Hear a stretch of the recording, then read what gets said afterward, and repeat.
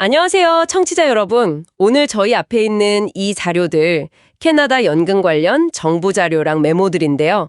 오늘 저희 목표는 이 노령연금, 그러니까 OAS하고 소득보장보조금 GIS, 또 배우자 수당 같은 것들이요. 이게 어떻게 돌아가는지, 특히 이제 여러분의 상황, 캐나다 거주 경험이라든지 혹시 해외 경력이 있다면 이게 어떤 영향을 주는지 그 핵심만 좀 명확하게 알아보려고 합니다.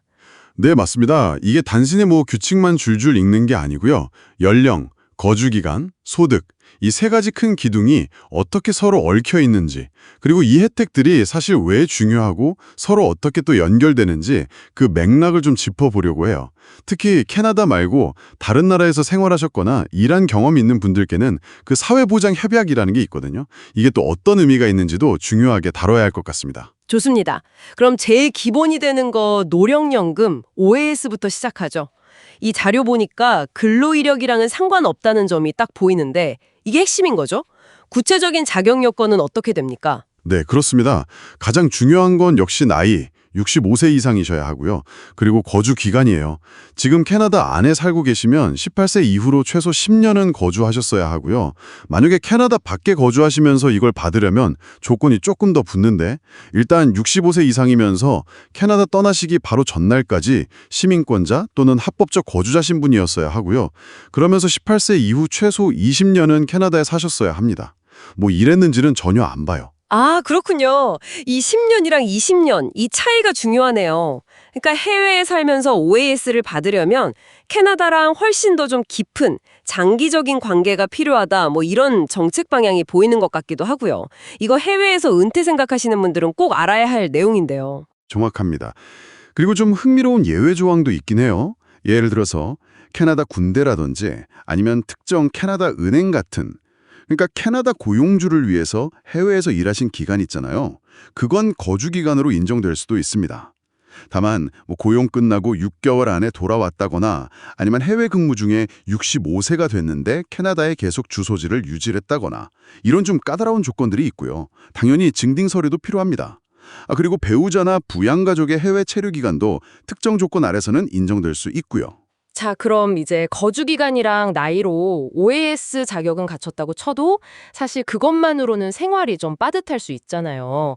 여기 보내주신 자료에 나온 소득보장보조금, GIS. 이게 바로 이럴 때 필요한 거군요. 여기서는 이제 소득이 결정적인 요인이 되는 거죠. 네, 맞아요.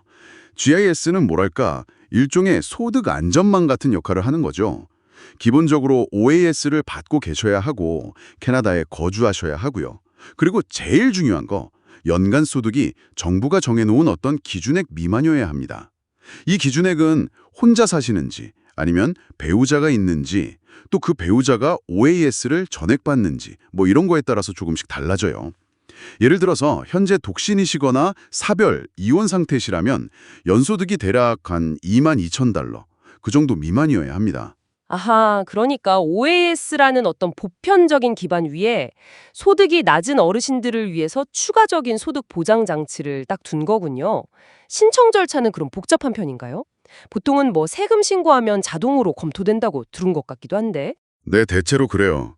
국세청 소득신고 자료를 기반으로 해서 자동으로 신청되거나 갱신되는 경우가 많아서요. 비교적 좀 간편하게 하려고 설계는 되어 있습니다. 네, 소득 변동이 있거나 아니면 좀 확실하게 하고 싶다 하시면 직접 확인하고 신청하시는 게 아무래도 안전하죠. 알겠습니다. 그런데 만약에 배우자나 파트너가 아직 나이가 60세에서 64세 사이라서 OAS를 못 받는다면요? 이런 분들을 위한 지원책도 여기 언급이 돼 있던데요. 네, 그런 경우를 위한 수당이 두 가지가 있어요. 첫 번째는 배우자 수당, 영어로는 allowance라고 하는데요.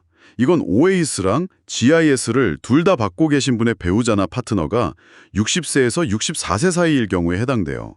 근데 이분도 캐나다의 10년 거주 요건은 채우셔야 하고 부부 합산 소득이 기준 이하여야 합니다. 그리고 두 번째는 유족수당, Allowance for the Survivor라고 하는데 이건 이제 배우자랑 사별하신 60세에서 64세 분이 재혼하거나 새로운 사실혼 광배를 시작하지 않으셨고 또 개인소득 기준을 충족하실 경우에 해당됩니다. 그렇군요. 이 수당들은 그러니까 OAS 받을 나이 되기 전까지의 어떤 특정 공백기, 그 시기를 메워주기 위한 거네요.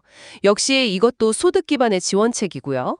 상황별로 꽤 세분화가 되어 있네요. 네, 맞습니다. 아주 구체적인 상황에 맞춰서 설계된 혜택들이라고 볼 수 있죠. 자, 이제 정말 중요한 부분으로 넘어가 보죠. 특히 요즘처럼 국경 넘나들면서 경력 쌓는 분들 많은 시대에는 정말 필수적인 내용 같은데요. 캐나다 거주 기간만으로는 OAS 요건, 아까 말한 10년이나 20년, 이걸 못 채우는 경우에요. 혹시 다른 나라에서의 경력이 좀 도움이 될 수 있나요? 바로 이 지점에서 사회보장 협약이 등장하는 거죠. 바로 그겁니다. 캐나다가 여러 나라들이랑 연금 제도를 서로 연계하기 위해서 사회보장협약, Social Security Agreement라는 걸 맺어놨어요. 그래서 만약에 협정을 맺은 상대 국가에서 거주하셨거나 아니면 그 나라 연금 제도에 기여한 기간이 있다면요. 그 기간을 캐나다 거주 기간이랑 합쳐서 OAS 자격을 얻을 수도 있고요. 혹은 경우에 따라서는 캐나다 연금이랑 그 상대국 연금을 둘 다 받을 가능성도 열리는 겁니다. 와, 이건 진짜 큰 혜택인데요. 그냥 해외 근무 기간이 날아가는 게 아니라 캐나다 연금 받는 데 도움이 될 수 있다는 거니까요. 근데 역시 핵심은 내가 관련 있는 나라랑 캐나다 사이에 어떤 협약이 있는지 그 내용을 꼭 개별적으로 확인해야 한다는 거겠죠? 네, 정말 그렇습니다. 각 협정마다 조건이나 혜택이 다 다르거든요. 그래서 본인 상황에 맞는 협정 내용을 캐나다 서비스 캐나다 같은 곳을 통해서 정확하게 파악하시는 게 필수적입니다. 절대 그냥 추측하시면 안 돼요. 네, 오늘 이렇게 보내주신 자료들 쭉 훑어보니까요. 캐나다 노령연금이나 관련 수당들, 이 자격이라는 게 결국 나이, 거주기간, 소득, 그리고 결혼 상태까지 참 여러 요소가 복합적으로 작용하는 시스템이라는 게 명확해졌습니다. 특히 국제적인 경험이 있는 분들께는 사회보장협약이 정말 중요한 변수가 될 수 있겠어요. 맞습니다. 이게 좀 복잡하게 느껴지실 수도 있는데 그래도 각 요소가 여러분의 상황에 어떻게 딱 적용되는지 이해하는 게 중요하고요. 그리고 아까 말씀드린 소득 기준액 같은 세부 사항들은 매년 바뀔 수 있으니까 항상 최신 공식 정보를 확인하시는 습관, 이것도 필요합니다. 마지막으로 청취자 여러분께 이런 질문 하나 던져보고 싶네요. 오늘날처럼 사람들의 삶이나 경력이 점점 더 국경을 넘나드는 이런 추세 속에서요. 미래의 사회보장협약은 과연 이런 글로벌한 삶의 경로를 더 효과적으로 지원하기 위해서 어떻게 진화해야 할까요? 한 번쯤 깊이 생각해 볼 만한 질문인 것 같습니다.